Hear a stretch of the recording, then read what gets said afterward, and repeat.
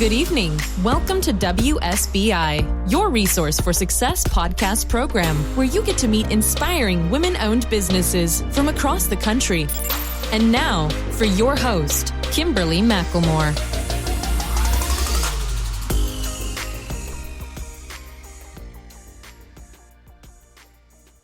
All right, good evening and welcome to WSBI, your resource for success podcast program, where you get to meet inspiring entrepreneurs and women-owned businesses from across the country. I am your host, Kimberly McLemore, CEO and founder of the Women's Small Business Initiative and award-winning author. And welcome to another night of sharing. With us, we have special guest author Loralyn Mears, enabled with a PhD in molecular biology from Queen's University with research conducted at Case Western Reserve University, along with a master's in psychology from the University of Toronto. She initially set out on a path to advanced science. Along the way, she learned that she preferred sharing information, guiding others, and writing about her observations versus being at the bench. The duality of her career as a scientist, then as an author and journalist, is hardly a surprise. Curiosity is at the core of both. However, being curious is only one part of the equation. Being a storyteller is the other. Once she tapped into her special sauce, simplifying complex information into digestible bits intended for a broad audience, she was on her way. Loralyn has been part of leadership teams for a Fortune 10 and a couple of Fortune 100s, driving market research, innovation, and marketing. She also worked for and managed a number of startups and helped many of them launch.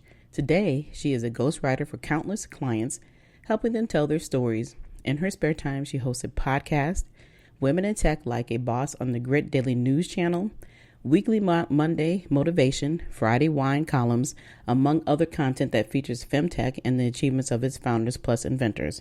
So without further ado, please help me welcome to my platform, Miss Loralyn Mears. Hey, Loralyn, how are you? Hey, Kimberly, I'm so excited to be here, and we're going to have to get you on my podcast. You're wonderful.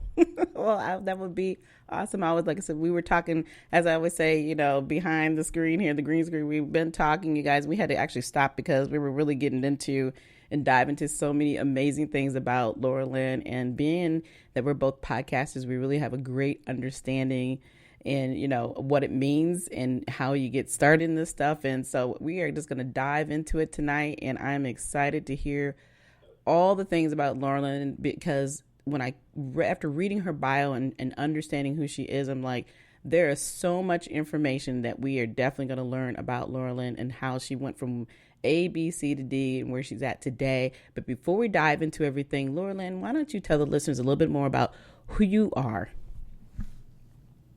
Absolutely. Appreciate the opportunity. So in a nutshell, I thought, I want to be a journalist one day. And my parents said, no, thou shalt do a real degree. So I spent 11 years in university ripping apart mosquitoes, trying to find new ways to destroy them.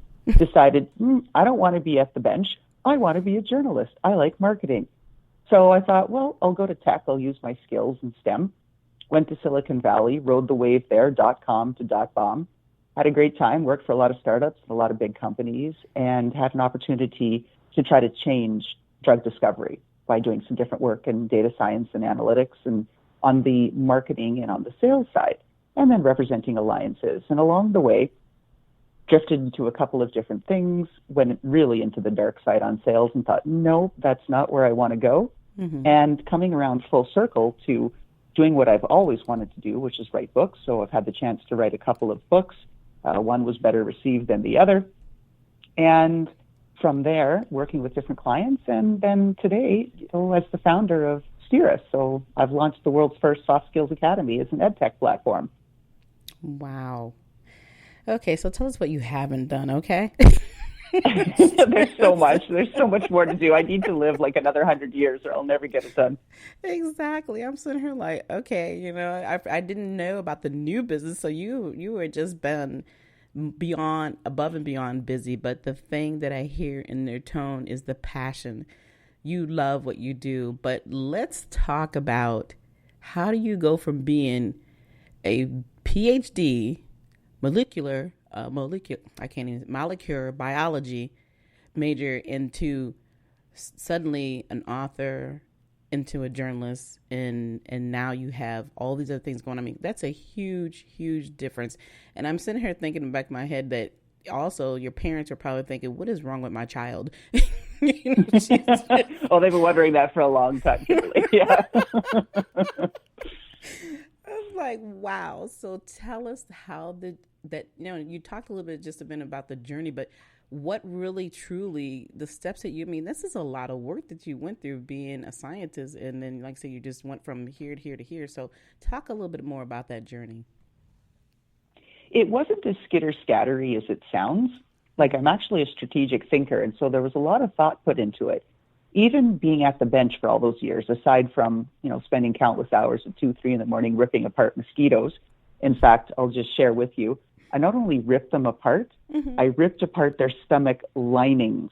Oh, wow. So I've spent far too many hours like in the lab in the scary, wee hours of the night doing that. But what I learned is how to do independent work.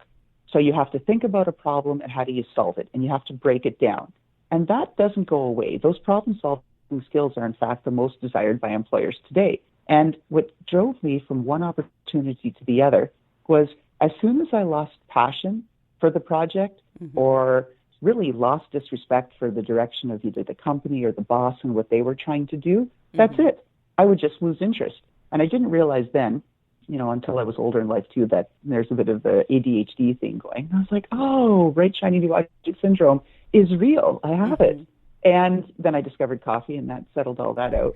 But until then, it was, oh, okay, then you're doing this thing. And because of the opportunities that I've had by being an avid networker and avid learner, you always get to talk to neat people. And every time I have a conversation, I try to take one nugget and give one nugget back.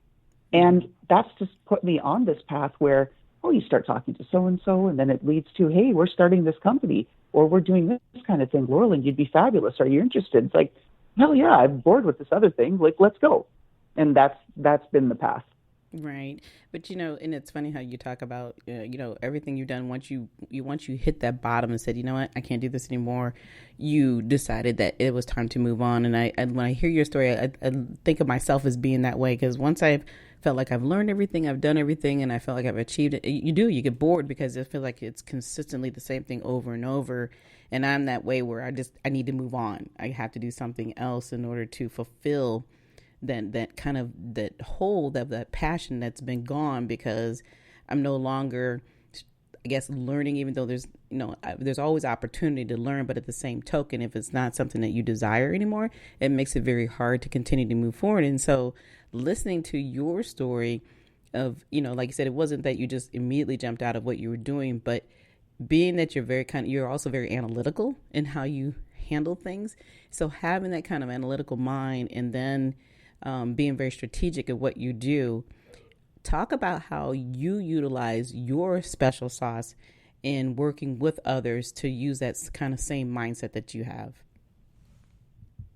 It's breaking down the problem, into pieces. And so having that level of self-awareness and reflection and going, am I liking what I'm doing? Am I liking my boss? Am I liking the direction of the company? Why am I no longer feeling challenged? Why has this project failed to continue to interest me or stimulate me? What else is out there? Why is that other thing more interesting? And asking myself those questions and taking my time, not being one to react, because there's always going to be bad days, right? And so you don't want to make some big decision on a bad day. Okay, maybe you did a project, you didn't really knock it out of the park, and your boss went, not impressed. Well, that's on you. That's not, okay, I didn't like it, I didn't want to do it, or whatever else, and I'm going to quit, and I hate this stupid company. I mean, you got to look at these things honestly, and then think, okay, so how many bad days have I had? Has it only been one in the last year? Or, geez, in the last week I've had 3. Now in the last month I've had 20. It's like I'm obviously on a path where I've failed to continue to connect with either the team there or with the work, and so it's time to really start looking at something else and figuring out why that other thing is calling to me. Right. And that's true. And I think that too, you find that people have this tendency of thinking that because they've done something good, that they feel like they have to be patted on the back or noticed. And it's like, look, this is your job. This is what you're supposed to be doing. Yeah. So I think too, sometimes people will confuse the two of them. And so like you're saying, having that, digging deep inside of yourself and researching who you are, really assessing what is the real problem. Is it me, or is it something that I just need to do, to make that step? But like you said, it's nothing worse than making a decision because you're mad and then realize that once you've made a decision, you can't go backwards. You literally at that point have to go forward. So how many people have you worked with who have made those steps where they felt that they were being not valued, underserved, and then decided, hey, I'm jumping out here on my own, but really weren't prepared to do that? How do you work with those type of clients? Well, I've seen that several times, either in my staff or in my peer group, even in my management, where people have stormed out and said, that's it, I'm done. Mm-hmm. And these are the volatile personalities. And you think, wow, that's really not the way to go. And my whole philosophy is, if you are going to burn a bridge, blow it up, right? Just annihilate it and be done. And then just kind of go out in style. No violence, but yeah, use some words, have some fun there, and then call it done, right? Walk away. Right. Get it out of your system and never ever repeat again. Like, you had your one and done, that's it. You blew up your one career, your one job, your one company, call it done. Not to repeat. And so I've seen that, and it's held people back for a long time because people remember that. It's a small world, right? We're all separated by 4 degrees of separation now? Mm-hmm. Yep. And you're right. And that's the key. People never think about what it is that they do and how it affects them. And it only takes one, to say, oh, well, I remember that person. They stormed out of here. They acted out. And then what they do is they actually do forget what you did good, because, obviously when people are going through that, 90% of the time it's something else going on besides the job. But that is that one person that blew it up for them to make them make a decision that probably, like I said, is usually harmful down the road. So when people do make those decisions to move on, now they have to try something else. So with those clientele that you have that have gone through that path and they, blew up the world, and so now they're on their own, have you found that it's been more difficult for them to actually determine what it is that they really wanted to do? Because at the end of the day, they weren't happy what they were doing. So do you find that they either do the same thing with their job that they had previously in the job and turn it into business, or they actually jump into something else? They end up jumping in something else because they've usually compromised all the relationships, right? Okay. That last outburst or whatever overshadows any of the work that they have done for good in a decade or 2 decades before that. The difficulty is getting them to shift out of the mindset. So they don't take accountability. My boss did that. The company did that. That was atrocious. And it's them, not me. And so then they carry that with them into the next phase. So even though they're switching careers and it's like, oh, fresh start, when you've got that level of negativity and you're not willing to take any of the accountability, that's a problem. It's going to be detected. But if it's not going to be detected through one-on-one conversation right away, because maybe you can hide it, maybe, oh, okay, you've got a little bit of, Academy Award acting level performance in you. Good for you. But it'll come out through your work. Because on those days when it is hard and you need to work overtime and really put it in, you're going to be like, yeah, I'm not in the mood. Yeah, I don't feel like it. And that comes through. Your colleagues and your management will detect it. Right. Absolutely. I always tell people it's like the proof is in the pudding. And I think nowadays, especially with us having to do more telework, especially all through 2020, those individuals who were able to kind of skate by because other people were in the office and they're like, oh, you can help me do this or you can do that. You no longer have that ability. You literally have to stand on your own 2 feet and start doing your work. So you really do start to see the reality of what people really are made of, where they could fluff up their resumes, but then all of a sudden it's time to really put that resume to work. So, you're definitely right that, when you decide to make these type of decisions, there's always a consequence, whether good or bad. And people they never forget the bad. They always forget the good, but they never forget the bad. So, that's life in general, regardless whether it's in business, or whether it's personal or professional, whatever the case may be. But now I want to talk a little bit more about what you currently do. You are a ghostwriter for many people. How, as a ghostwriter, how easy is it for you to tell other stories when it's really their story? I have a creative imagination, as you can imagine. So exactly. So that kind of helps things, but really where the challenge comes is getting their tone and their voice and their style right. Because I write for a number of different people, each of them with different backgrounds, different educational levels, different ethnicities, different audiences, you have to write in a different style. And, and some could argue, okay, well, that's not authentic. It's like, well, those people hired me and they like what I write, so I'm doing the best that I can to represent their style and their needs. And it always takes, usually, well, for me, fortunately, only a couple, like the first couple of blogs or articles or letters, like whatever it is that I'm writing. And what's kind of fun is when the person I'm ghostwriting for sees it, they're like, wow, okay, you're saying this in a way that I wish I could have. Like, I really like this. Like, let's work with this. And then it just gets fun because after a couple, I just, they give me creative license and they say, just go. Wow. And so that makes it kind of fun. Wow. Yeah, and that's pretty cool because I always thought when you thought of ghostwriting, I'm sure that they give you some influence, but I haven't talked to many people who do ghostwriting that literally just take it all over. Even though I'm sure you like say you have some type of idea of what it is they may be thinking. And when it comes to writing a book, and I guess the type of individuals that you work with when they're ghostwriting, are they more people who are they're so busy that their lifestyle doesn't allow them to, but they just want to leave a legacy or share their expertise in whatever it is that they're maybe the field that they're doing as an author? It's mostly that these people are CEOs of fairly large and involved companies, and they don't have the time. And also, some of them aren't as skilled. I write a lot for technical people, and the technical people are wonderful with respect to technological innovation and what they're trying to do and vision as far as how they want to change the world by creating whatever widget is that they're creating. But writing's not their forte. And in this world, you do need to communicate with your audience. They have to connect with you.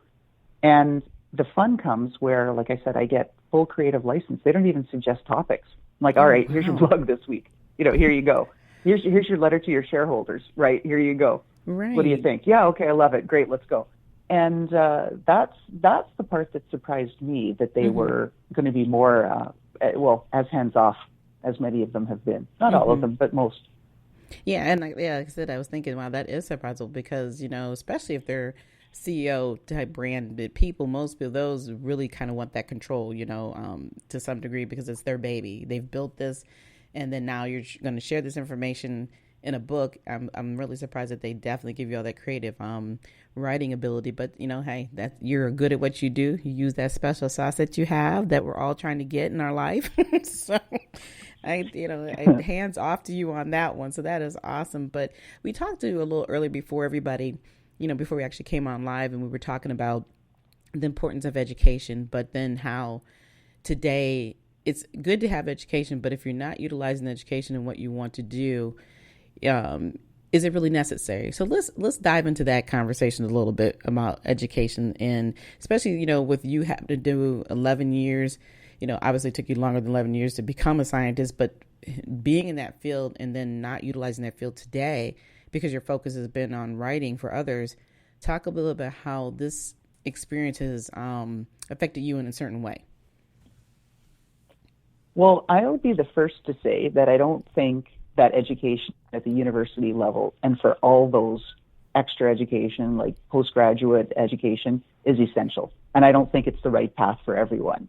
I did 4 years undergrad, Bachelor of Science honors. I did 2 years Master of Science, and then I did 5 years to get my PhD. That's a lot of years of university and university level, graduate level classes. Like, I've done some very scary courses with organic chemistry and calculus and things that would make, your head spin. Right. And there was a huge cost to that too. Not only on the, on the level of investment with respect to tuition and whatnot. Now, of course, it's different in graduate school because you are paid as a TA, a teacher's assistant. So you get, $8,000 a year for teaching other students their labs and marking exams. Like, woohoo! But it was the overall cost that you don't factor in when you're in it. And by cost, there's twofold to that. One, most people, and many of my friends, they either did an undergrad or they did an associate's degree, so a couple of years, they went on their life path right away. They got married or didn't get married. They had children. They didn't incur all of that extra debt, and they started earning. And because they were able to start earning, almost a decade even before I was, they were starting to put some money away. They made investments in homes, lake houses, this, that, and they've done extremely well. So taking all of those extra years in education can force you to park aspects of your life and your financial health because you're making the investment in the education. And it's not always the right path. Like I said, for me, I love science. That's the thing. I love everything. That's my problem. Right? Oh, that's exciting. Let me learn about that for a while. Oh, okay, I've learned it. Next, So that's part of my problem. The stuff doesn't ever go away. I spent a lot of years, in writing for life sciences and biotech companies, and I needed to have that PhD as a foundation, right? To be able to speak to FDA regulatory items and terms and things, and you can say this, not that, or this is appropriate, or this means that when you dig into some new scientific innovation or potential drug treatment. So it's always served me, but would I have taken a different path? Maybe. And I applaud right now what Google is doing with this $240 certification. And then you look at all of these new low-code solutions where these startup companies are creating these modules and widgets to how to become or how to write chatbots, for all of the retail and for all of the health. How to do these kinds of things where people's lives can be transformed worldwide that never had access before or any opportunity. They can get into some of these IT or lower tech jobs and transform, not only their path, but an entire family that they support. And what's going to be necessary, next is employers.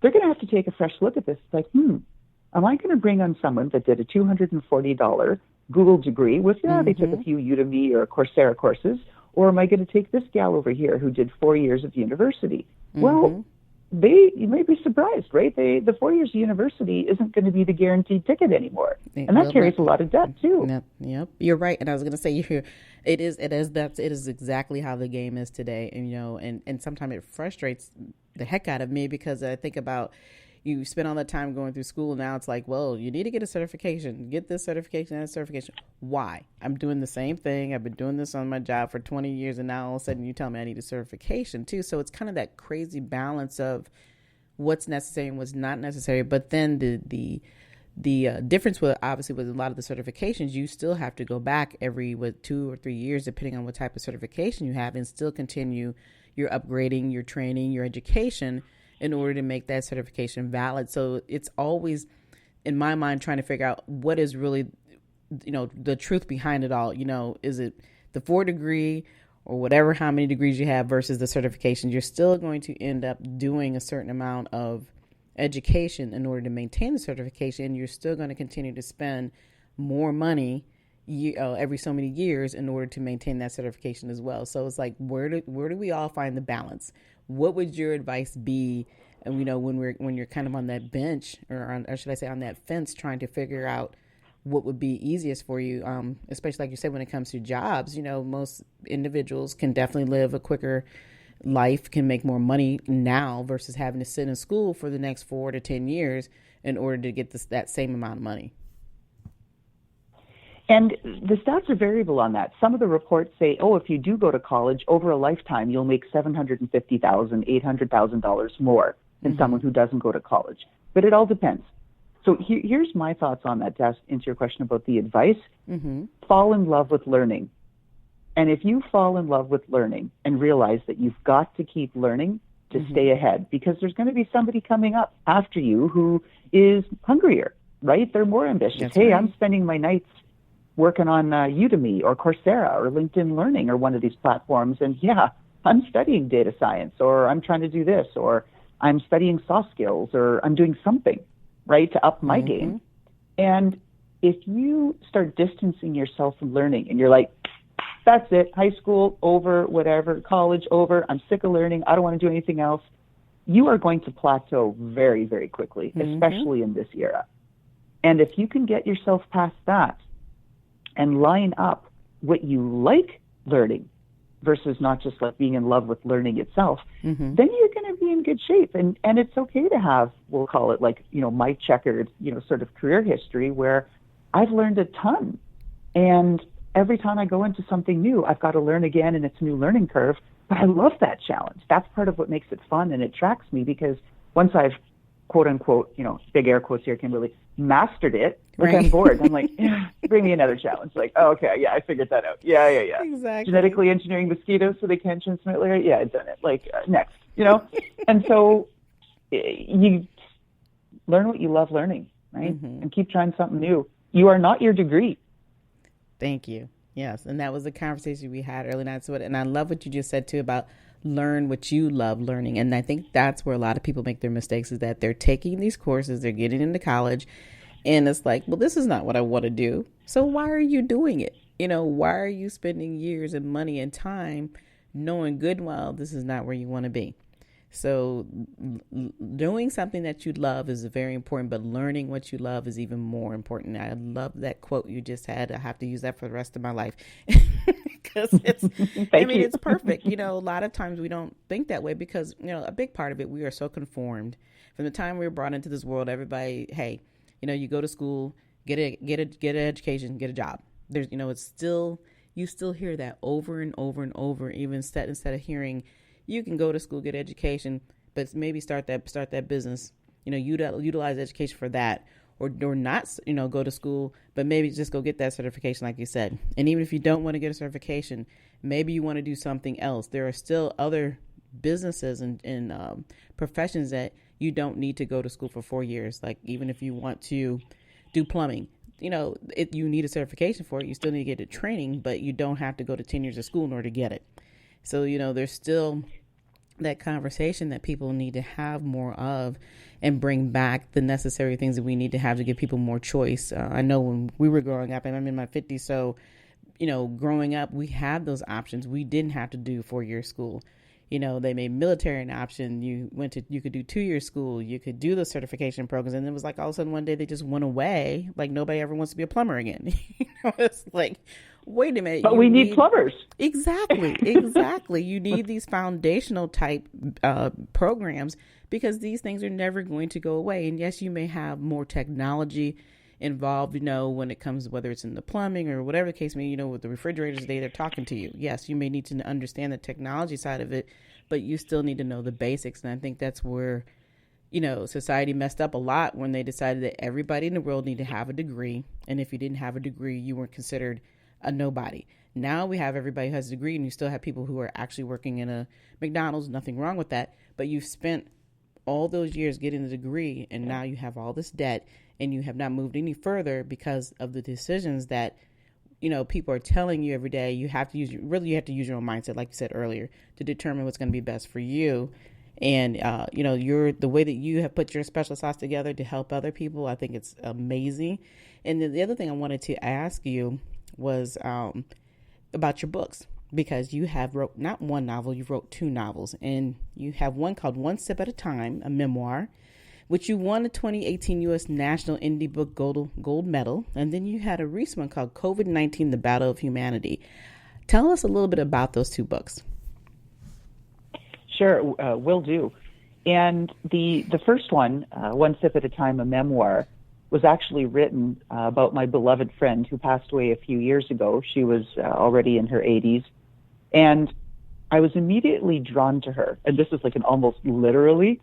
I saw her swimming in the pool at the apartment unit that we were in. And I was like, wow, for an elder woman, because I'd seen her walking her dog several times. And, we did the dog mama nod, right? Like, yeah, cute leash. Yeah, good. Hey, right? And then you keep moving on. You don't really chat. Right. And she was in the pool. It was a really hot day. And I thought, wow, I don't know how she's keeping up with that. Like, good for her. Boy, I want to be in that kind of shape when I'm 80. And then I saw her, and she went to get up, and she, those whatever steel ladders that are on the side of the pool, and they're a little bit spaced from the pool. She tried to get up, and her leg went down.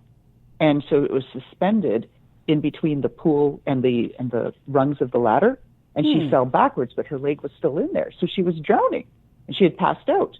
So I dived into the pool. I hadn't even changed into my suit yet, was underneath, dived in, got her out, and we became fast friends. And I found out that she was part of that whole Mad Men era of New York, bringing in fashion advertising and bringing in the whole idea of perfume ads. So we just became super buddies. And I said, I want to write your story.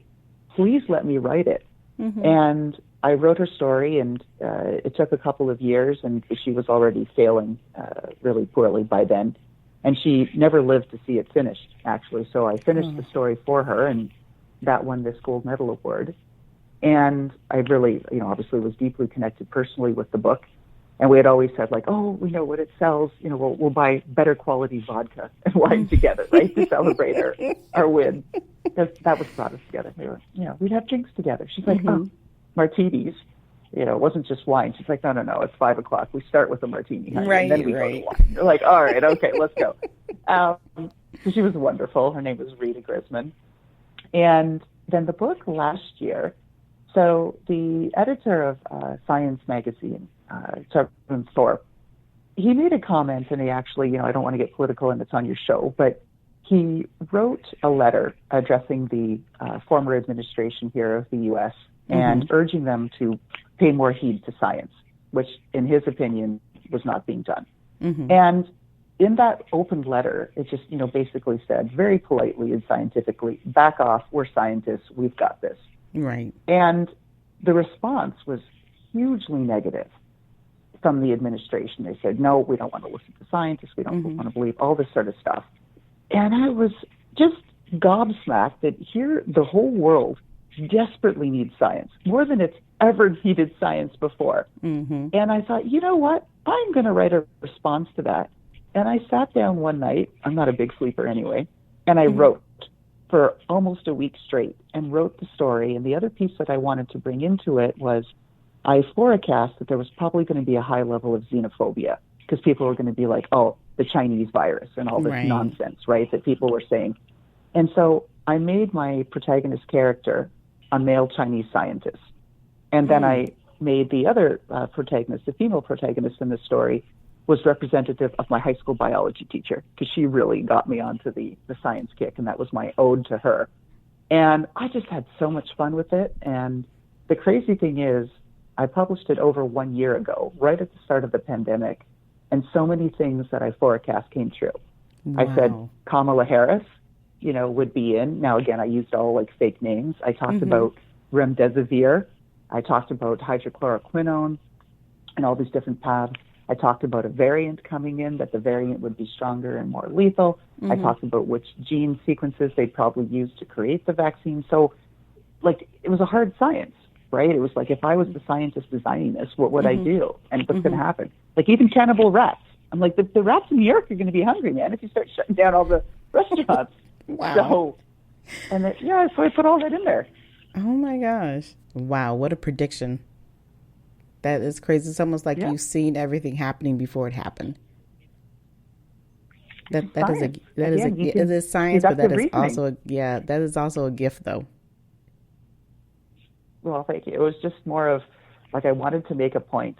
Scientists are worthy, and let's not be pointing fingers, at any one group for doing anything. This is the time we need to come together more than ever before. Park all your differences, put them aside. This virus is non-discriminating. It will take you out. Yeah, been proven every day, right? Oh, yeah. Still going. Every day.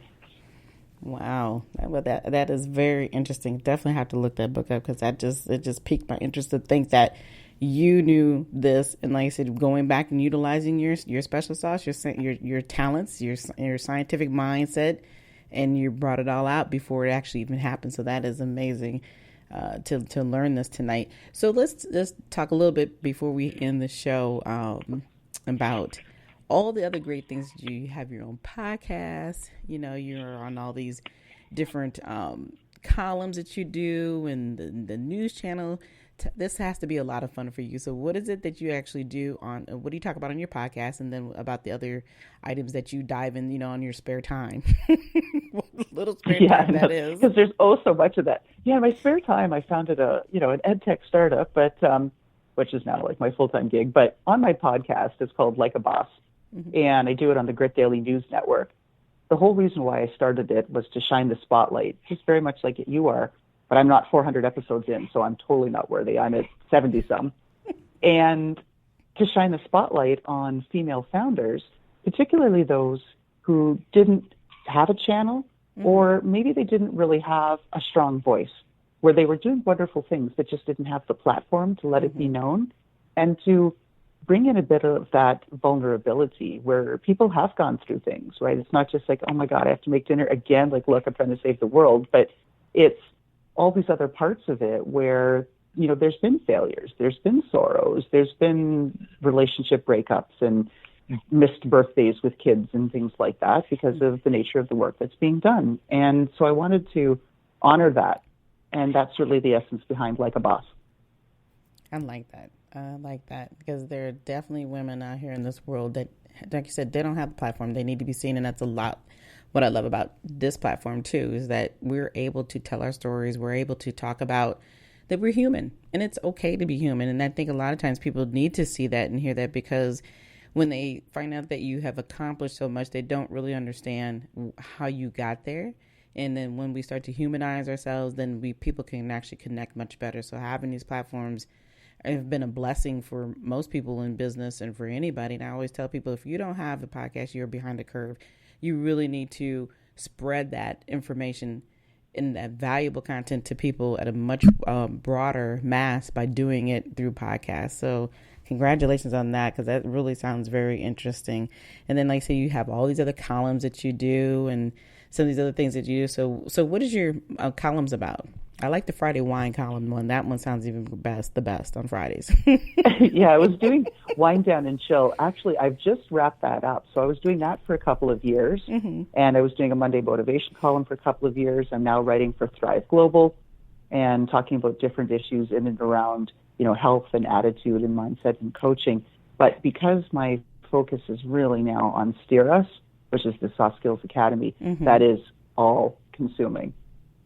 Just trying to set up a way to change the world, making the academy free to those who are underserved, and then working with businesses to change their culture so that they're better prepared to receive students and to work together more harmoniously by understanding differences at a level of interpersonal relationships that goes, beyond diversity and inclusion, and it goes beyond communication.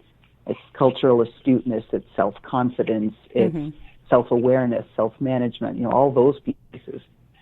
Wow. Well, that sounds phenomenal, and definitely looking forward to learn more about that.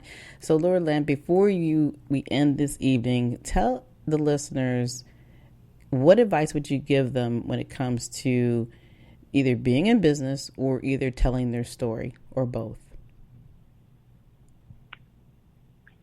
Being in business, even as someone who's been in and around startups and worked for big companies and, done just about everything, I'm stunned by what's involved. Even trying to register as a woman-owned small business, even trying to get yourself established as a C corporation, all the little bits and pieces and things, it is unbelievable. Be prepared, right? Like, buckle your seatbelts and get ready. So if you're not ready for that kind of journey, rethink. And also be prepared that there's, even in telling your story, a lot of people aren't ready to hear it. They're just not. And they expect, as a business leader, your team doesn't want to hear that you're having a crap day.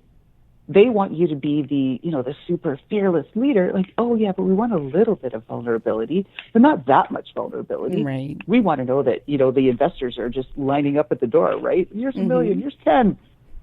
And that's something, too, to be unexpected. So where you're telling your story, you've got to be very careful about how you share it and who you share it with, and almost assess them for their level of readiness to consume it. I love it. I just love what you just said, because that is the truth. It's amazing, man. People sometimes are too vulnerable and, like I said, tell too much. And then it's like, wait a minute now.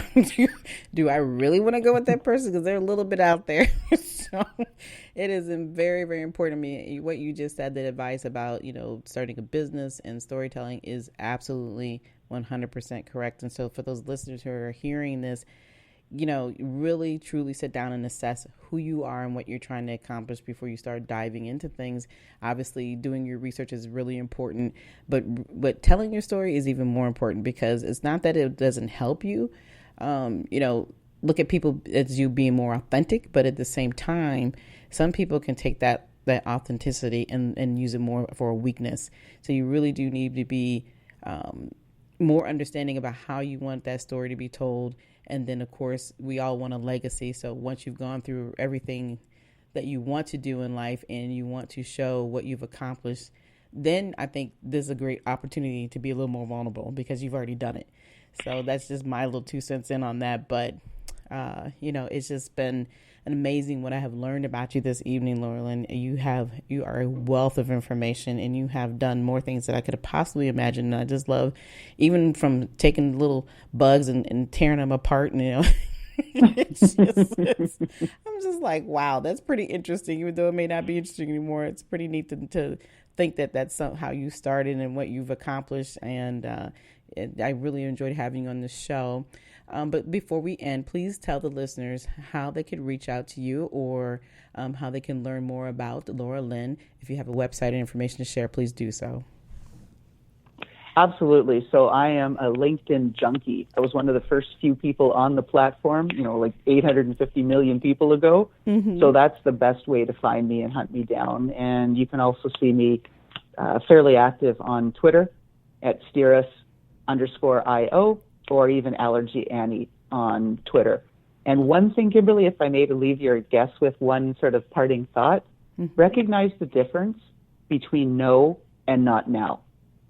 No, it might not be right for you, or it might be a not now, it's right for me. Because you get to switch things up as often as you want. You're not stuck in any one thing. Absolutely. I agree with you. And that's with anything in life, with, like I said, personal, professional, business, whatever the case may be, you're absolutely right. Because I think sometimes when we all come into business, like I said, we have an idea of what we think we're supposed to be doing, but at the end of the day, that may not necessarily be the way you need to go. And like I said, it could either be a no or not now. And I agree with that 100%. And again, I thank you so much for coming on my show tonight with me. It has been a pleasure. And thank you for your patience for waiting in line to get on the show. So. I know, I've been so excited for so long. It's like, woohoo. And hopefully your listeners all made it to the end. So thank you to all of you who made it all the way through to the end of the podcast. And thank you so much, Kimberly, for having me on. And stay tuned. I'm going to send you a link to come on my show. Well, thank you. I appreciate that. And again, for everybody else, before we close tonight's show, we heard so much about the difference between that, really understanding what storytelling is about, understanding what being in business is about, learning the special sauce that comes with it. We all need to make our own special sauce, but we learned it how to simplify complex things. And that's really what Loralyn is about. And with her story, I'm guarantee you all, if she can go through what she's going through and does accomplish all the things that she has accomplished, we all can accomplish the same things, but it has to be your story. Always remember that you don't have to live through other people, but live through your own story. Know when you want to start. If you can't start, don't do it then, but there's always time to restart. You're never too old to do what you want to do in life. That's always important as well. And again, the one thing it does lead me to, as I always ask every week, is what do you wish for and what do you want in 2021? Think about that. When you're ready to talk, you can reach out to me at Kimberly, WSBILLC@gmail.com. Let's talk. Let's have a chat about your goals. And then, of course, if you want more WSBI, maybe additional podcast show, free virtual live Q&A session with your favorite entrepreneur, help us raise our $5,000 so we can provide more resources for success. You can go to www.WSBILC.com in order to donate if you'd like. But until then, you all, again, I thank you for listening to the show. We will be back next week with more amazing guests. Be sure to follow us on iHeartRadio or either download our mobile app on Google Play or wherever you listen to your podcast. Until then, you enjoy the rest of your evening and good night. Good night, everyone. We will be back next Thursday evening at 7 p.m. Follow us on Spreaker, www.spreaker.com/user/WSBI. View our new WSBI website anytime at www.WSBILLC.com and on Facebook, Twitter, YouTube, LinkedIn, and Instagram.